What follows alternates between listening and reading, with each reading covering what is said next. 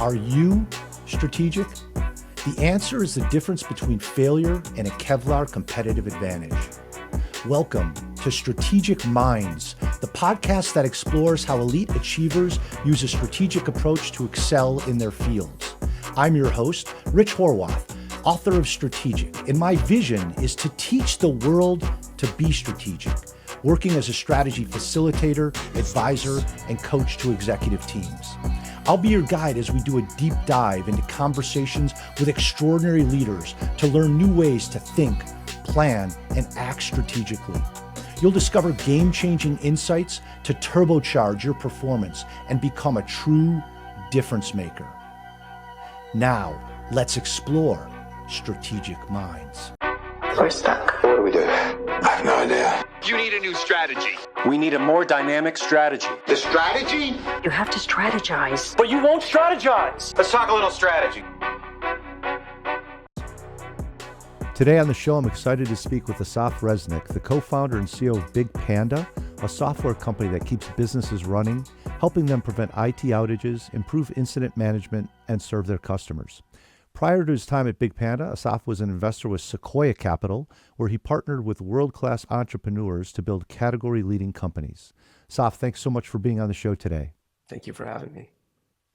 Absolutely. If we could, I'd love to begin with your origin story. Behind every great hero, there's an origin story. So if you wouldn't mind, please share with us a little bit about where you grew up and how that environment and the people there shaped who you are today. Sure. My origin story, I think might be a little bit different. A lot of CEOs came from, somewhere that gave them a chip on their shoulder and something that they had to prove to themselves, to their, elementary school bullies, to their parents, and so on and so forth.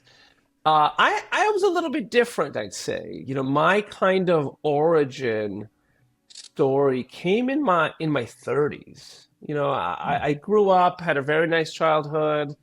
I was always the smart kid in school, but never really the driven kid in school. I always kind of coasted. And that continued into college, that continued into my 20s, where I was more interested in kind of just living life and having a good time. And then I got a job in venture capital. I got a job at Sequoia Capital when I was 29. And I'd say that was the real turning point for me in my career. I had the fortune at Sequoia to work alongside some incredible entrepreneurs, folks that were, turning ideas into realities. And I was just so impressed by their conviction, their enthusiasm, their hunger. And I worked there for 5 years. And at a certain point, I said to myself, these entrepreneurs, I don't think they're any, particularly smarter or more insightful than I am. Mm-hmm. They're just a hell of a lot hungrier.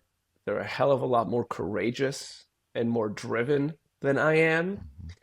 And that's what really woke up the hunger and the drive in me to really want to do something, to stop coasting and do something to really, challenge myself and make a mark. So I'd say excellent. That was my origin, is working alongside some world-class entrepreneurs and kind of getting that bug, getting that hunger. And once you got that hunger, Can you describe to us maybe a time where you said, this is the moment where I do want to make a mark. This is the moment where I do think I'm ready to go from the investing side to the leading side. Were there a few formative moments or experiences where that inflection point really came to fruition for you? Like a lot of things in life, it kind of builds up slowly and then happens all at once. Yeah. So for me, going into kind of year 5, I kind of, in the New Year resolution I made for myself coming into that 5th year was, by the end of this year, I want to start something on my own. And it was very scary, to be honest. I had been an employee my whole life. always done very, well in my career. I'd never managed anyone in my career, and suddenly I've got this idea that I'm going to go be, a CEO. And so that, I was ruminating, found a co-founder, um, working nights and weekends, and it's all very theoretical. You have no skin in the game. Right. And and then, you're standing over the cliff looking down in the water, right? And you're thinking, okay, do I jump in? What happens if it doesn't go well? What's it going to mean for my career? What's plan B? And and you can let that kind of ruminate and ruminate. And then when you finally jump in the water, that's the all at once, because you just don't have any time anymore Right. for doubts and plan Bs. Like, you are 100% committed. You have to swim with everything you got, and you got to get the team that you've recruited behind you to come swimming along too. And so, it's once you dive in the water, um, it's just, it's all encompassing, and you're giving it 110%, and it's thrilling and terrifying at the same time, but you're in it. Right, right. Well, and so I'd love to talk more about your time as CEO of BigPanda. Obviously, to have a career where you've been CEO for more than 10 years these days is remarkable. So I want to talk more about that. I'd love to dive, though, first into what a typical day looks like for you. Obviously, you've got a lot of responsibilities. You've got a lot of people wanting your time. Do you have any things that you do to start the day or finish the day that are rituals for you or habits for you to get you started in the right way or finish in the right way? I do, and then they're very different. So, when I start my day, I typically wake up, depends if I'm going running or not. I'll wake up at 6 or 7 in the morning. And the first thing I try to do before I get up, before I make my coffee, is kind of spend 5 minutes, still in bed, breathing really slowly and taking stock of things that I'm thankful for in my personal life. Because your job can be overwhelming, and it's encompassing, and it's not a 9 to 5 that even when you're home you leave it. When you leave home, when you Right. leave work and you go home, you leave it at work. You never leave it at work. And so for me, part of my challenge is kind of centering myself and taking stock of the things I'm grateful for with my family and my personal life. Mhm. And then I'm off to the races. And then at night, my kids are still young, so I try to spend at least 2 or 3 hours every night, reading to my children, putting them to bed, spending time with my wife. It's easier said than done because, Right. work, there's a never-ending amount of things to do, but I always try to start my day grounded in thankfulness, which I feel like gives me the right mental attitude to go through the day, and then end it grounded with my family. Excellent. A great bookends for the day. And you mentioned obviously a lot of things during the day. How do you tend to manage your time and your energy so that you can be effective, throughout the day versus, having that occasional burnout? Yeah. Well, time and energy is kind of two different things. So time management and energy management, two critical skills that you just won't make it through the marathon if you can't get both of those. So, time management, I think, is the easier one. And so for me, it starts with, I curate a list of things I need to do. And I kind of curate them on things that need attention today, things that need attention this week, and things that need attention in the future. And I try to Mhm. spend every day, start my day with 30 minutes of just super, super tactical work. So it's Okay. going over this list and being clear to myself, what do I need to accomplish this week? What do I need to accomplish today? And then try to get to inbox zero, which is answer all of my emails. And these days that also includes Slack. So try to Yeah. get 30 minutes of just super, super tactical work out the door. And then try to schedule at least an hour a day for what I call deep work. So not interruption driven, not just meeting with my executives, but be clear with myself, what is my top deliverable or two, right now at this very moment, and make sure I'm spending at least 60 minutes a day moving that ball down the field. Because you don't want a situation where a week's gone by, a month has gone by, and it's all been very reactive, and you haven't worked on the strategic things that you are uniquely needed. So that's time management. And it helps to write things down. It helps to have a system, because if it's all in your head, it's just going to get lost, at least for me. I'm not that smart. Energy management throughout the day, that's a harder one.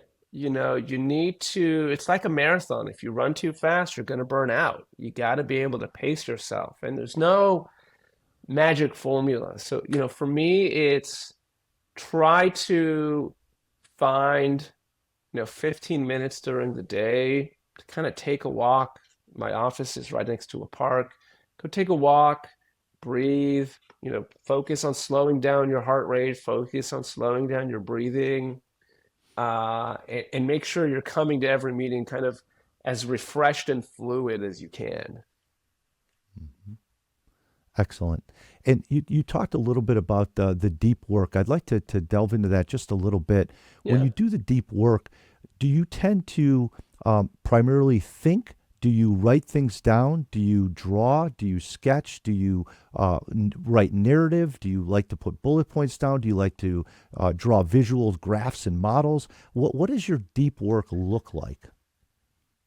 Typically, my deep work will be I'm more of a visual person, so I will either whiteboard with myself, or I'll bring a sparring partner. So later on today, I'm meeting with my chief product officer about kind of Horizon 2 and Horizon 3 product strategy. And I love having a sparring partner. It brings out the best in me. And other times it's just locking yourself in a room, putting on your earphones, and either writing or visualizing on PowerPoint. Those are the two ways that I find really get the most out of me. For me, I really have to try to block interruptions. If I'm in a space where I'm in the office and people can come in during that hour, or I'm at home and my kids or my dogs, come in, it's hard to get that deep work going. So you really got to try to find, it's less around the form factor of is it visual or written. It's much more of I need uninterrupted quiet to really go deep. And the sparring partner is an intriguing concept I have not heard a lot about. What role does the sparring partner play? Obviously, we know the sparring from boxing, but how do you like to see that interaction? Could you describe that dynamic for us a little bit? Yeah. So it's usually being clear on, okay, what are we trying to achieve in this meeting? And then just start brainstorming. So I'll come up and, I'll architect my thoughts, and, he or she will come up and, argue with me, telling what I'm wrong, or build on top of that. And it's really a free flow brainstorm together around a very specific topic. And usually what comes out of that is some really good ideas, some questions that we need to answer in order to proceed, some action items. But I do find that deep work is good when you're by yourself. If you have all your kind of head full of ideas and you just got to get it down on paper. And on the other hand, if this is more of a brainstorm, having one or two sparring partners where there's good chemistry there and you're making time to do that can be really, really productive. Okay, excellent. And obviously, you've been a CEO here for over 10 years. So it takes different, I would imagine it takes different characteristics or different approaches in the different stages of the company. But maybe that's not the case. I'd be interested from your perspective, what has leadership evolution looked like for you as you've grown the company? Have you had to morph into different types of leaders, different traits or characteristics over the years? What does that evolution from a leadership standpoint look like for you? It's been huge evolution for me. I mean, you think about it, when I first started BigPanda, I'd never managed a single person in my life. So I had no idea what leadership was. And, my first iteration of leadership was basically just get stuff done, right? There's a checklist of things, you're starting a company and you have to raise funds and you have to get to some level of a milestone that's really meaningful. You have to recruit top talent, and then you have to, try to get product market fit. That's the first 2 years. And so for me, that was really an exercise in checklists, the checklist manifesto, if you will. Right. I got a bunch of stuff I need to do, and I need to really carefully organize that. And that really only gets you so far. That's a very limited and unscalable approach. And it took me a while to realize that, because, at a certain point, it's like, you're not managing a checklist, you're managing a team of humans. And it's your job not to get them to check the boxes, but it's your job to align with them on what is our vision, what are we trying to do, how do we align ourselves about who's doing what in that vision, and then making sure everyone is clear about that strategy. And then your job is to create a culture where that can thrive, make sure you have the right people in the boat, and make sure there's the right execution framework to go do that. And even within that framework around people and strategy and execution, that job description of a CEO needs to evolve. So what I do is I've kind of got a framework for my job description around people, strategy, execution, and cash. And which are 4 big buckets that you need to all be in good shape in order to succeed. Every 6 months or so, I sit down and I kind of re-architect my CEO job description. So around 6 months, I sit down and I start with a blank sheet of paper and I ask myself, all right, what kind of CEO does this company need me to be right now? What was I doing that I don't need to be doing anymore? What do I need to start doing? And what does that mean for me in terms of, are there any skill gaps that I need to bridge? Are there any behavior gaps that I need to bridge? Are there any knowledge gaps that I need to bridge?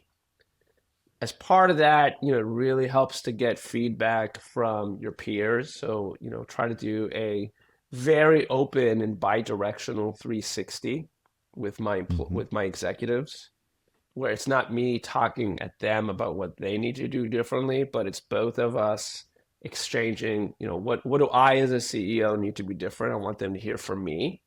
I start with vulnerability. And then I want to hear from them. What do you think I should be doing differently to suit the changing needs of the company?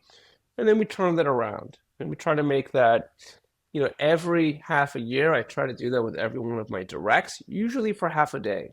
We'll go on a walk, we'll go have lunch, we'll do something in a setting that's a little bit different to try to get really an open and honest exchange. And the whole point of that is self-reflection and figuring out, as you said, what do I need to do differently to suit the changing needs of the company? And if you do that religiously every 6 months, you usually get pretty good triangulation. Yep.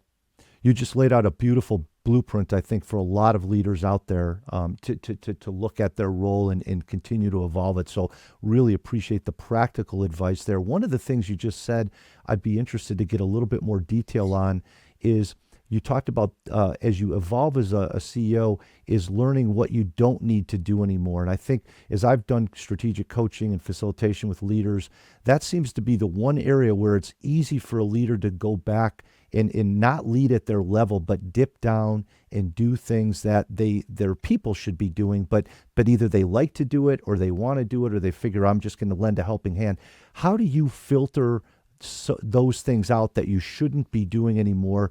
And is there a special discipline that comes into place that you've developed so that you're not dipping into those activities, but really focusing on the new evolution activities?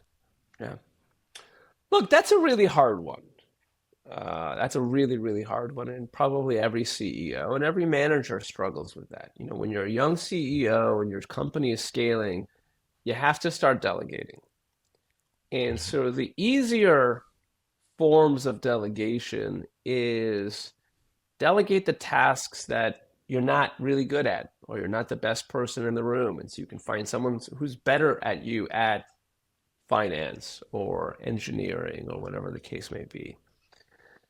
And then you get to the really hard part, which is delegating things that you are really good at, Right. or delegating things that you really enjoy, or that give you a lot of energy, or that you're just really, really particular about. God knows I have those things too, and I probably drive people in those subject matters bonkers because I want to, double click and triple click. You got to be mindful. So, the moral hazard there is two parts. Is one, you are clipping other people's wings. People want to be the masters of their own domain. They don't want the CEO coming in and saying, okay, no, let me get hands on keyboard and do it for you. Right. You're not going to get the best outcome, and you're probably going to demotivate people.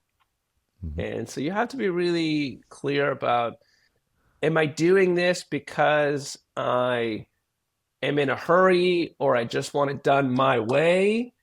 Or should I be doing this in a way that doesn't, give a person a fish, but teaches them to fish and is building muscles that will last for a long time? The other part is, again, it goes back to time management. What are the critical strategic initiatives that I am uniquely suited for that are on my plate? And do I really have time to be micromanaging this other thing that I'm expecting someone else to do? And what is the cost of that, when I should be doing something much more strategic with a bigger multiplier effect over here? And so if you're clear about that time management, that usually helps you figure out what are the things that are high leverage and what are the things that are low leverage, and probably micromanaging at the same time. Excellent. Great advice there. And I wanted to dive into that a little bit deeper. I mean, you've got a fascinating background in that you went from being an investor with Sequoia Capital in the VC world to now running a company. And oftentimes we see leaders doing the reverse of that. So you really can see strategy from two lenses.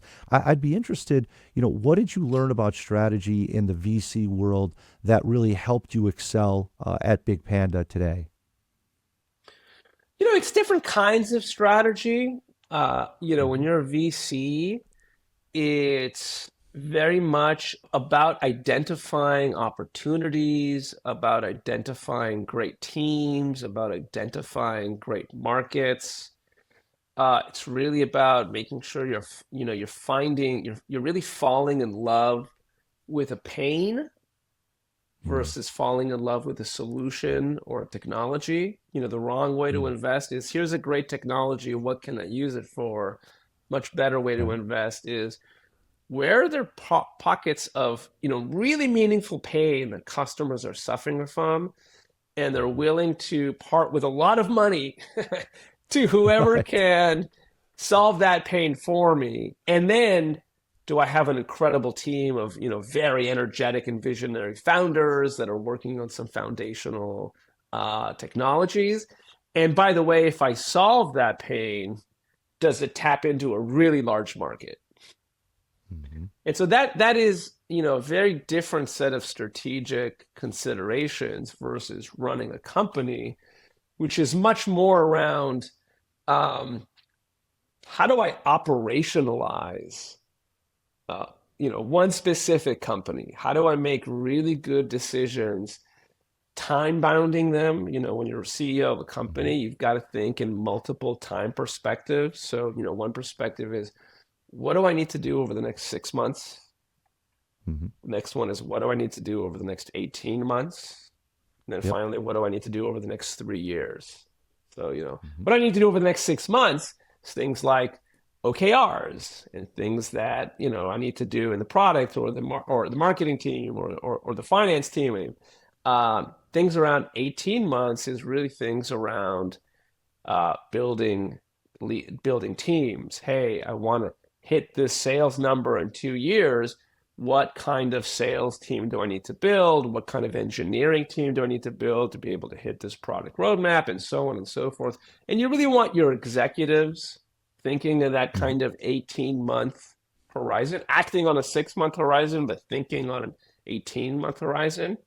And when you get to a certain scale, you really got to start thinking in 3-year horizons. When you start getting into, near $100 million business and above, that ship moves a little slower. And so you've really got to start layering on 3-year visions of where's the market going? How am I capitalized? What are the big bets I'm making there? And then you have to think about, how do you operationalize that strategy? How do you make sure that everyone in your company is really, really clear about where are we headed as a company, and what does that mean for my team and for me personally? That's a lot of work.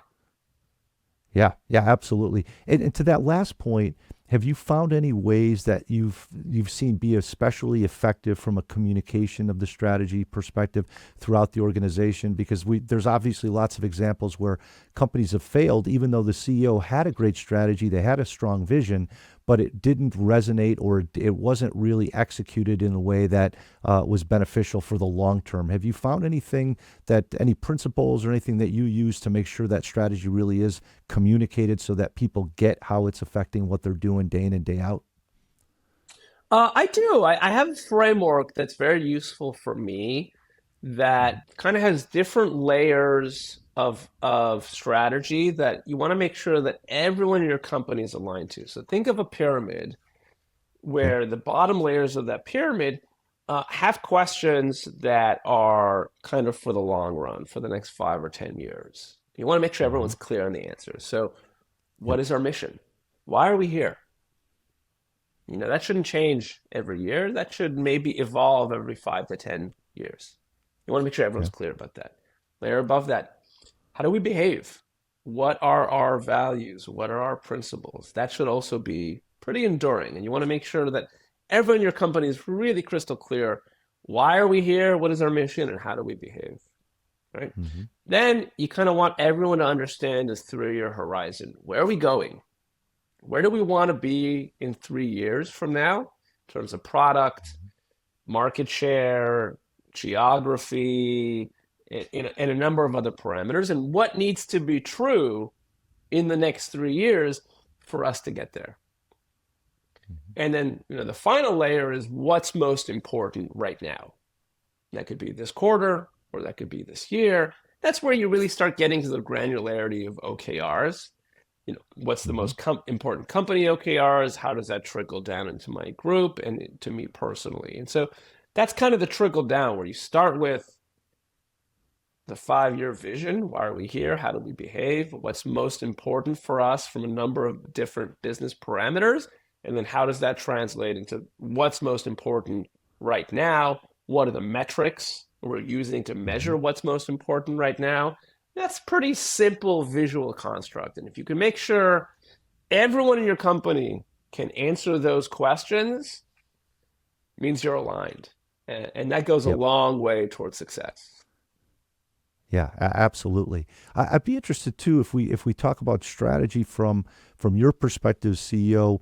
When you look at the people that report to you, whether it's from a product perspective, marketing perspective, sales perspective, what do you look for in the strategy that they're sharing with you? Are there any key criteria that you say, yes, this looks like it's going to be a good strategy? Because obviously strategy is never guaranteed to be successful, but are there things that you're looking for when folks are presenting their product strategies to you? I don't think that there's one size fits all when people are presenting to me. I definitely want, it's not that I have a framework that I say, hey, go fill this out and it should answer these specific questions. It's more that, I want it to be thoughtful. So I do appreciate both the mix of take time to actually write words on paper and it can be Yep. a 2-pager or it could be a 7-pager. And then, don't just give me a PowerPoint with a bunch of squares on it. Take time to really write it down. Take time to make sure that it's highly aligned with the other teams that are stakeholders. So I don't Mm-hmm. want product coming and giving a strategy if it's completely created in the laboratory outside of product marketing, outside of engineering, outside of sales. I want to make sure that it's really, really thoughtful and it's been prepared with, all the stakeholders in mind. Mm-hmm. I do prefer that strategy is done in iteration. That's very important for Mm-hmm. me. So don't go into your cave and come back in 2 months and present to me and the executive staff, here is my vision from, Mount Olympus, because it could be all Right. wrong. I'd rather someone Right. come and create and make it an iterative process with myself and the Mm-hmm. stakeholders involved.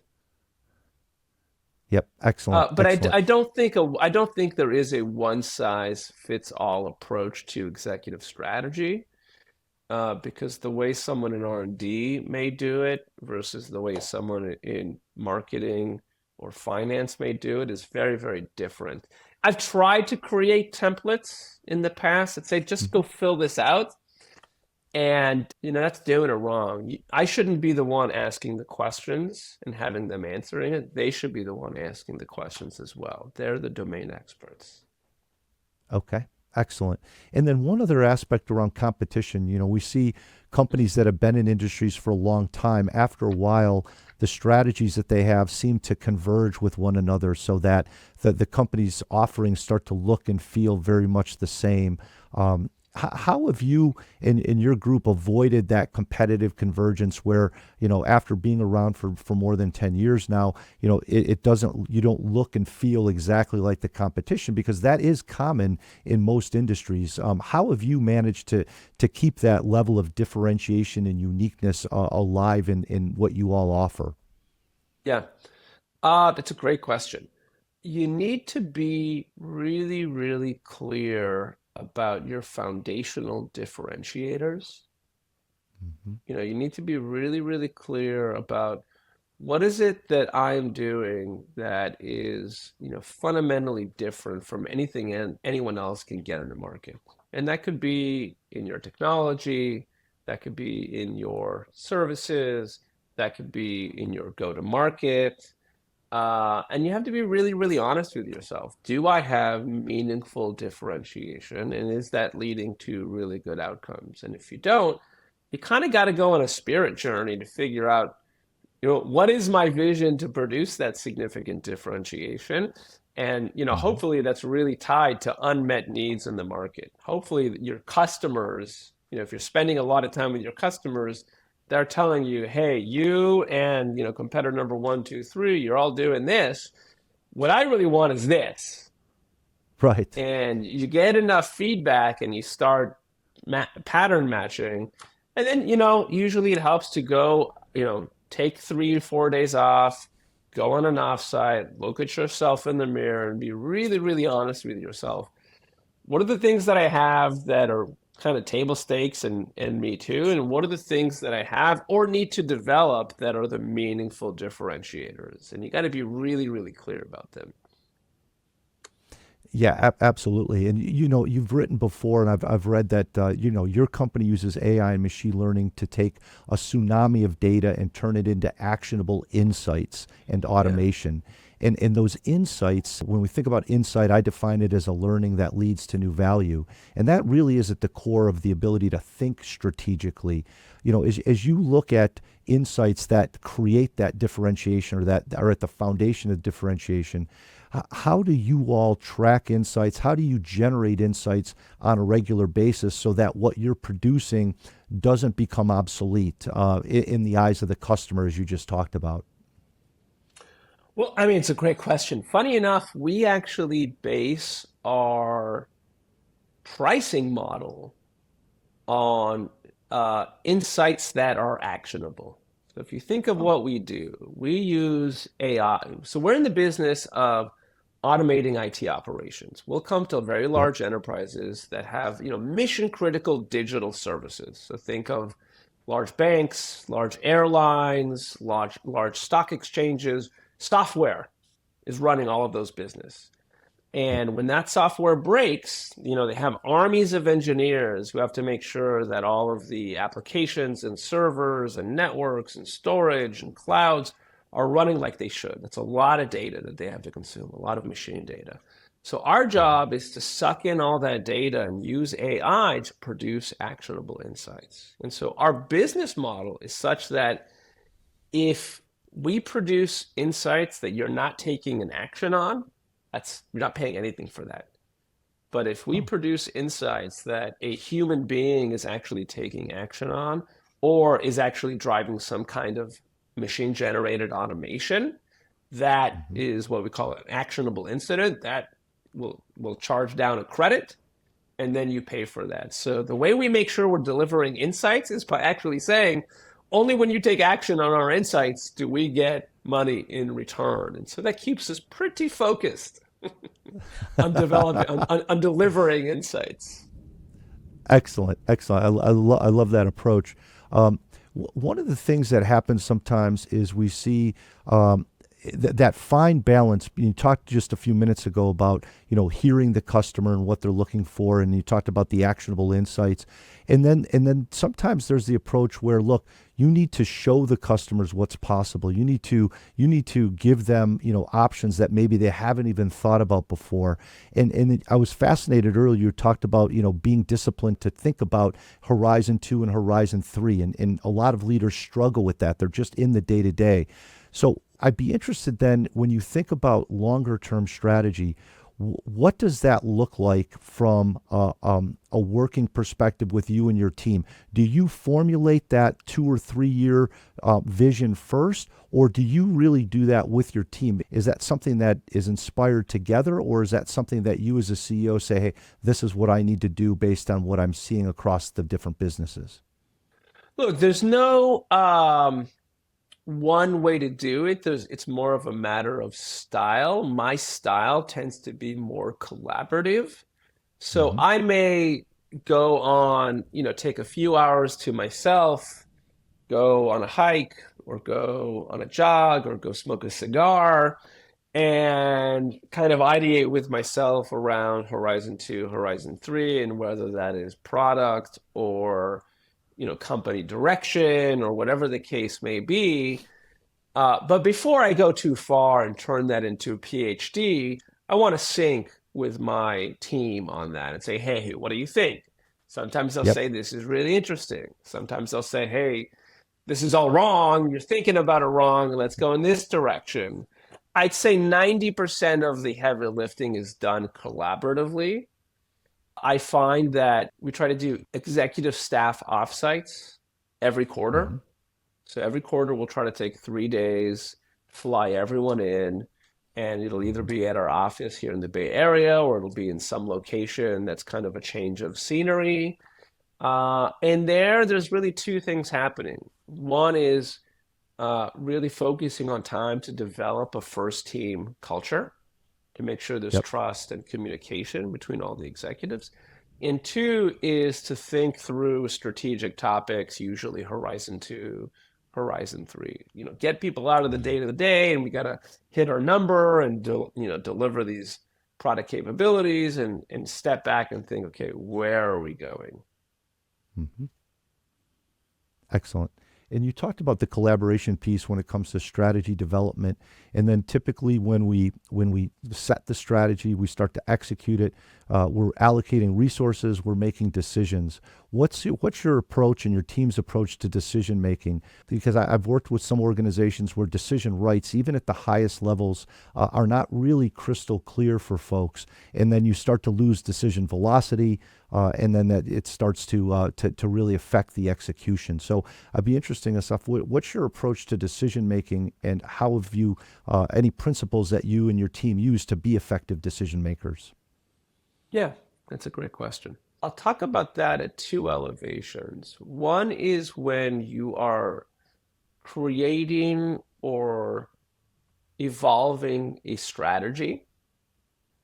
And one is when you're making iterative decisions. So, when you're creating a strategy, hey, we're going to go into Europe, or hey, we're going to discontinue this product line and really invest in this product line.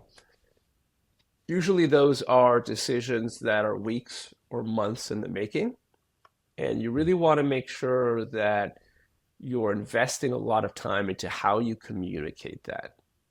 And how you communicated it, not just how do you get that decision with your executives, how you communicate that to your senior leaders first, and then how do you turn that into messaging for your employees and your partner community and the market.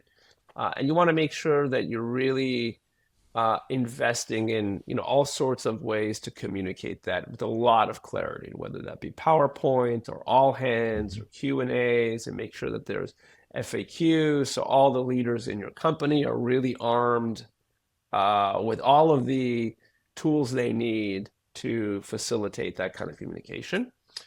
And then there is decisions you're making on a weekly basis.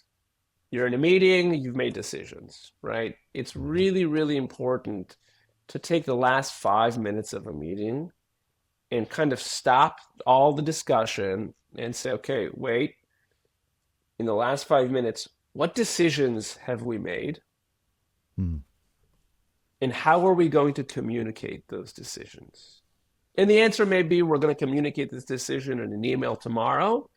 The answer may be, we're not going to communicate this. We're going to wait another week or two because we need to flesh out a few things. But, write down what you've decided to make sure that there's no game of broken telephone, which is a very human thing. And then be clear about the communication strategy. Those two, very small acts of discipline can help avoid a lot of short circuits down the road. Yeah, absolutely. And I love those two questions. I think those are so useful. What decisions have you made, and how are we going to communicate those? And to your point, taking that last 5 minutes, really a great discipline.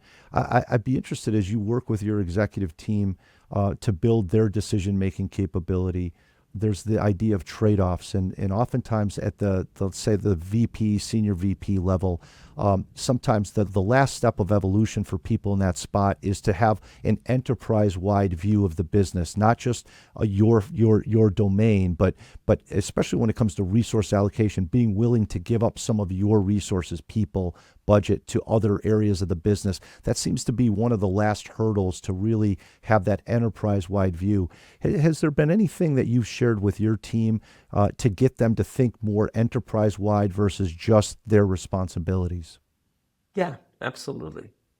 I think it really boils down to the culture of your executive team.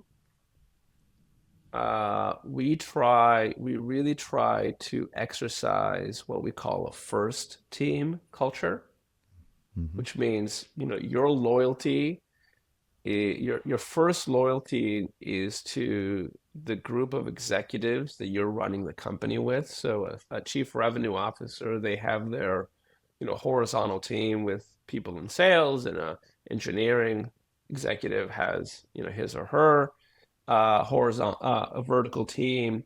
We want to make sure people know that's not your first team. Your first team is the set of executives around the table.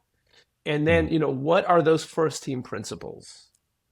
Right? Yes. So one of those first team principles is collective responsibility, which means there is only one score. If you in engineering are kicking butt, but sales is not kicking butt, or customer success is not kicking butt, you are losing. Right. And the other way around. And so we either win together or we lose together. And so that if you really truly imbue that perspective, it makes it a heck of a lot easier when it's time to figure out, resource allocation and budgeting. Well, if there's a bigger need for budget over here because I'm doing okay and they're struggling, that's the right thing for the business. And so if people really have that first team mentality, and they have really imbued the sense of collective responsibility, that makes those kinds of friction points, much, much better, because they're thinking to themselves, what's right for the company, not what's right for my career or what's right for my department. Yep, absolutely. You've done a really nice job sharing with us today how the business has grown and evolved, and what you've done as a leader to grow and evolve.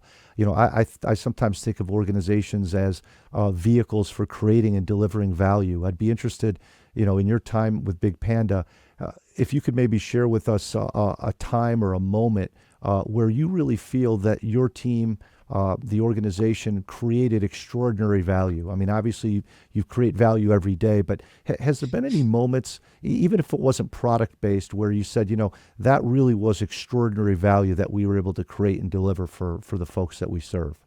One moment that really sticks out is when COVID-19 Mm-hmm. really, really hit the world. A lot of our customers were really impacted. So, we have customers that are airlines, we have customers that are hospitality companies, we have customers that are physical retailers, and they were hit very, very, very hard. And all our customers had to go from, hey, the people who keep my business running are all in, a big room with hundreds of people in the room looking at a bunch of screens, and now everyone's at home.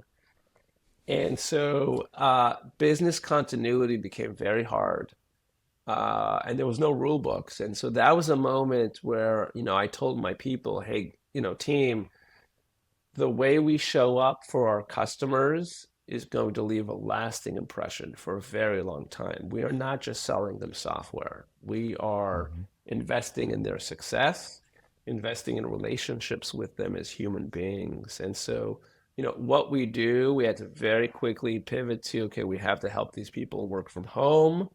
We have to help these people work with half of the people that they used to because people were furloughed. Yep. And so we really had to go above and beyond to make sure that, especially our customers that didn't know if they were going to continue to exist, retailers, Yeah. airlines, hospitality, those were some of their darkest days. We have customers that have been around for 100 years. This was one of their darkest chapters, and we really helped them come through. Excellent. Excellent. Thank you. And I'd be grateful, Assaf, if we could close our conversation with a brief response, maybe to 6 questions we call the Strategic 6, just to help our listeners get to know you a little bit as we finish up, if that works for you. Yeah, absolutely. Great. So your first job was selling donuts at the local donut shop, the Donut Wheel. all right. Excellent. Your was in favorite high vacation spot? Costa Rica. Okay. One word that best describes you? Optimistic. Okay. A book that's had significant impact on your development? The collected speeches of Winston Churchill. You really understand what leadership in wartime means when you listen to someone like Winston Churchill. Wonderful. Thank you for sharing that. And how about one piece of advice that would fit on a bumper sticker that you think would be important to share with other people?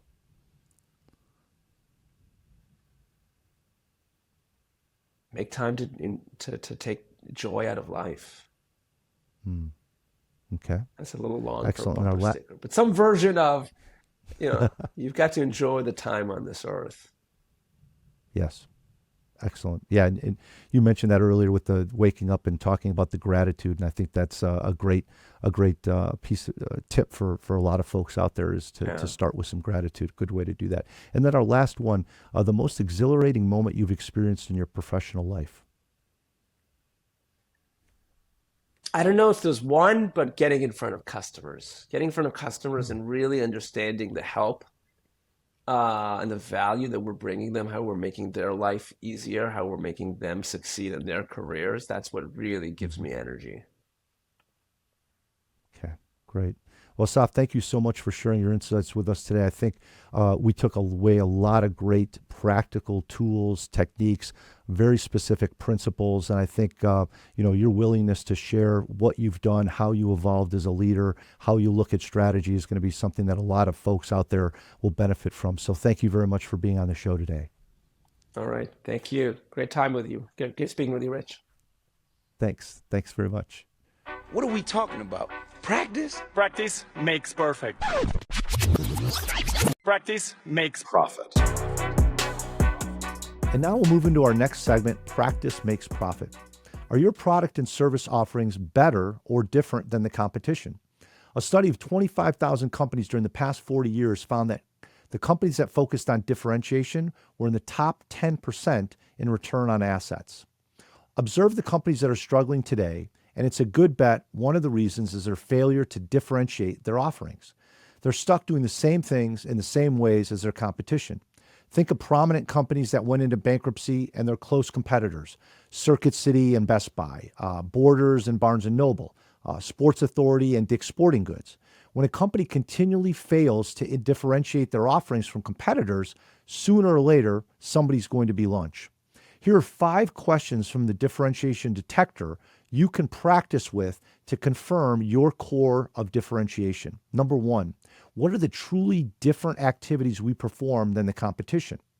Number 2, what are the similar activities we perform in different ways than the competition? Number 3, how is our business model different from the competition? Number 4, what resources do we have that are different than the competition? And 5, what's the primary differentiated value our offerings provide to customers? As Peter Thiel, co-founder of PayPal, wrote, all happy companies are different. All failed companies are the same. If you want to create and capture lasting value, don't build an undifferentiated business. I appreciate your strategic mind. Must have a strategic blame. Great strategic minds of tomorrow right here. In this segment, The League of Strategic Minds, I answer questions submitted by our listeners. Today's question, what does it mean to be strategic, and how can I tell if a person really is strategic? So I define strategic as possessing insight that leads to advantage. And one of the ways that you can determine if somebody really is strategic or not is you could take the SQ, or Strategic Quotient Assessment. The SQ is really designed to monitor and measure your mindset and behaviors in how you think, plan, and act strategically. So we can certainly look at the strategic quotient, or SQ, as a way to validate how strategic someone is. It's a scale of 1 to 100. And so just because somebody has a high title doesn't necessarily always equate with them being highly strategic. We've had about 3,000 people take the SQ so far, and the average score is around 70 out of 100. So again, there's always opportunities to hone or to sharpen our strategic skills, and the SQ, or the Strategic Quotient Assessment, is a good way to do that. If you have a question you'd like to submit in the future, visit the Strategic Minds podcast page, and we'll put the link in our show notes, and you could submit a question there. And if the question is read on the podcast, you'll receive some Strategic Minds swag for your contribution. Any insights? You play to win the game. Any further insights? You don't play to just play it. Insightful. I want winners. I played the game to win. I want people that want to win. It's very insightful. Our Winsight, or idea for advantage today, comes from Sam Palmisano, former CEO of IBM. He said, the holy grail of strategic thinking is, how do you come up with a business model that differentiates you, creates value for your customers, and puts you in a unique position in your industry? When is the last time you and your team discussed how to best evolve your business model for the future? To explore engaging with me to facilitate your strategy workshop, serve as a coach for your executive team, or speak at your conference, visit strategyskills.com, where you can view today's show notes, sign up for the free Strategic Thinker newsletter, and access hundreds of other resources, including the Strategic Quotient, or SQ, assessment. Pick up a copy of my newly released book, Strategic, and take your leadership development to the next level by subscribing to the Strategic Fitness System, an innovative, state-of-the-art executive development platform. Remember, in today's competitive world, it's be strategic or be gone.